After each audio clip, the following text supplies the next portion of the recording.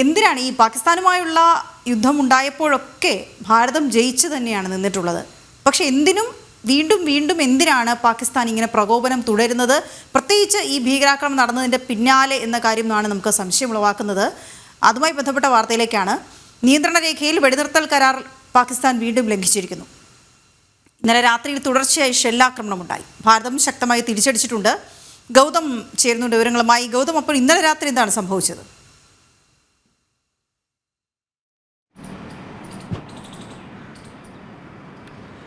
വീണ, ഇരു രാജ്യങ്ങൾക്കുമിടയിൽ ഒരു യുദ്ധസമാനമായ അന്തരീക്ഷം രൂപപ്പെടുന്ന ഘട്ടത്തിലാണ് ഇപ്പോൾ അതിർത്തിയിൽ നിന്നും വളരെ ആശങ്കയുണ്ടാക്കുന്ന വാർത്തകൾ വീണ്ടും പുറത്തേക്ക് വരുന്നത്. ഇന്നലെ അർദ്ധരാത്രിയിൽ ഉടനീളം ലൈൻ ഓഫ് കൺട്രോളിന്റെ പല സ്ഥലങ്ങളിൽ, അതായത് നിയന്ത്രണ രേഖയിൽ ഏതെങ്കിലും ഒരു സെക്ടറല്ല, പല സെക്ടറുകളിലായി ഇന്നലെ വലിയ വെടിവെപ്പ് നടന്നു എന്നാണ് നമുക്ക് ലഭ്യമാകുന്ന വിവരം. ആദ്യം പാകിസ്ഥാനാണ് പ്രകോപനം സൃഷ്ടിച്ചത്. ഭാരതത്തിന്റെ ഭാഗത്തേക്ക് വലിയ ഷെല്ലാക്രമണം പാകിസ്ഥാൻ നടത്തി. പൂഞ്ച് സെക്ടറിലും രജോരി സെക്ടറിലും കൃഷ്ണഗാഡി സെക്ടറിലും എല്ലാം ഈ പ്രകോപനം ഉണ്ടായി എന്നാണ് നമുക്ക് മനസ്സിലാക്കാൻ സാധിക്കുന്നത്. രാത്രി 12 മണിക്ക് ശേഷമാണ് ഈ ഷെല്ലാക്രമണം ഉണ്ടായത്. ഭാരതം ശക്തമായ പ്രത്യാക്രമണം മറുഭാഗത്തേക്ക് നടത്തിയിരിക്കുകയാണ്. പാക് റേഞ്ചേഴ്സിന്റെ സൈനിക പോസ്റ്റുകൾ തന്നെ ലക്ഷ്യമിട്ടുകൊണ്ട് BSFന്റെ കനത്ത പ്രത്യാക്രമണം തിരിച്ചുണ്ടായി എന്ന് റിപ്പോർട്ടുകൾ വ്യക്തമാക്കുന്നു. പാകിസ്ഥാന്റെ ഭാഗത്തും ഈ പോസ്റ്റുകളും മറ്റും BSFന്റെ പ്രത്യാക്രമണത്തിൽ തകർന്നതായി റിപ്പോർട്ടുകളുണ്ട്. എന്തായാലും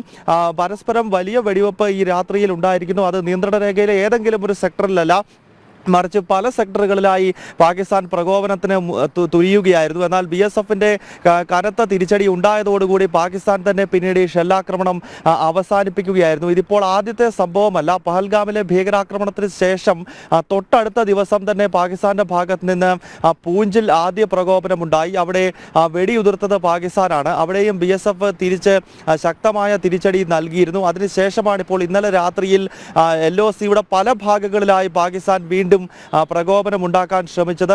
ഏതായാലും കനത്ത തിരിച്ചടി BSFന്റെ ഭാഗത്ത് നിന്നും ഉണ്ടായിരിക്കുന്നു. നമുക്കറിയാം, നിലവിൽ ഈ പഹൽഗാം ഭീകരാക്രമണത്തെ തുടർന്നുള്ള സാഹചര്യം വളരെ രൂക്ഷമാണ്. എന്ത് സാഹചര്യത്തെയും നേരിടാൻ 3 സേനകൾക്കും കേന്ദ്ര സർക്കാർ ഇതിനകം നിർദ്ദേശം നൽകിയിരിക്കുന്നു. ഇന്നലെ പാകിസ്ഥാൻ ഒരു മിസൈൽ പരീക്ഷണം കറാച്ചിയിൽ നടത്തി എന്നത് സംബന്ധിച്ചുള്ള റിപ്പോർട്ടുകൾ വന്നിരുന്നു.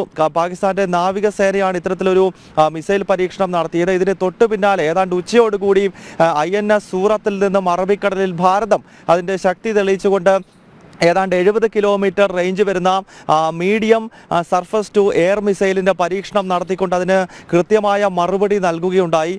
അതോടൊപ്പം തന്നെ ഭാരതത്തിൻ്റെ മധ്യമേഖലയിൽ വ്യോമസേനയുടെ വ്യോമാഭ്യാസ പ്രകടനം ഇന്നലെ നടന്നു. നമ്മുടെ പ്രധാനപ്പെട്ട പോർവിമാനങ്ങൾ മിറാഷും റഫേലും അതോടൊപ്പം തന്നെ സുഖോയും ഒക്കെ അടങ്ങുന്ന ഭാരതത്തിൻ്റെ പോർവിമാനങ്ങളെല്ലാം ഈ വ്യോമാഭ്യാസ പ്രകടനത്തിൽ ഭാഗമായി മധ്യമേഖലയിലാണ് ഇത്തരമൊരു അഭ്യാസ പ്രകടനം ഭാരതം ഇന്നലെ നടത്തിയിരിക്കുന്നത്. ഇത് കൂടാതെയാണ് നാവികസേനയുടെ ഭാഗത്ത് നിന്നും ഇന്നലെ INS സൂറത്തിൽ നിന്നും അറബിക്കടലിൽ മിസൈൽ പരീക്ഷണം, സർഫസ് ടു എയർ മിസൈലിന്റെ പരീക്ഷണം നടത്തി കൃത്യമായ മുന്നറിയിപ്പ് പാകിസ്ഥാന് നൽകിയിരിക്കുന്നത്. ഒപ്പം കരസേനയാണെങ്കിൽ അതിർത്തി പ്രദേശങ്ങളിൽ, അത് ജമ്മു കശ്മീരിലെ LOCയിൽ മാത്രമല്ല, മറിച്ച് ഗുജറാത്ത്, അതോടൊപ്പം തന്നെ രാജസ്ഥാൻ, പഞ്ചാബ് തുടങ്ങി പാകിസ്ഥാനുമായി അതിർത്തി പങ്കിടുന്ന പ്രദേശങ്ങളിലെല്ലാം സൈനിക വിന്യാസം ഇപ്പോൾ കൂട്ടുകയാണ്. ടാങ്കുകളും പ്രധാനപ്പെട്ട ആയുധങ്ങളും എല്ലാം ഇപ്പോൾ അതിർത്തിയോട് ചേർന്നുകൊണ്ട് വിന്യസിക്കുവാനുള്ള ശ്രമം കരസേന നടത്തുന്നുവെന്നാണ് മനസ്സിലാക്കാൻ കഴിയുന്നത്. ഇത്തരത്തിലൊരു യുദ്ധത്തിന്റെ സമാന അന്തരീക്ഷത്തിലേക്ക് അതിർത്തി പുകയുന്ന ഘട്ടത്തിലാണ് ഈ പാകിസ്ഥാന്റെ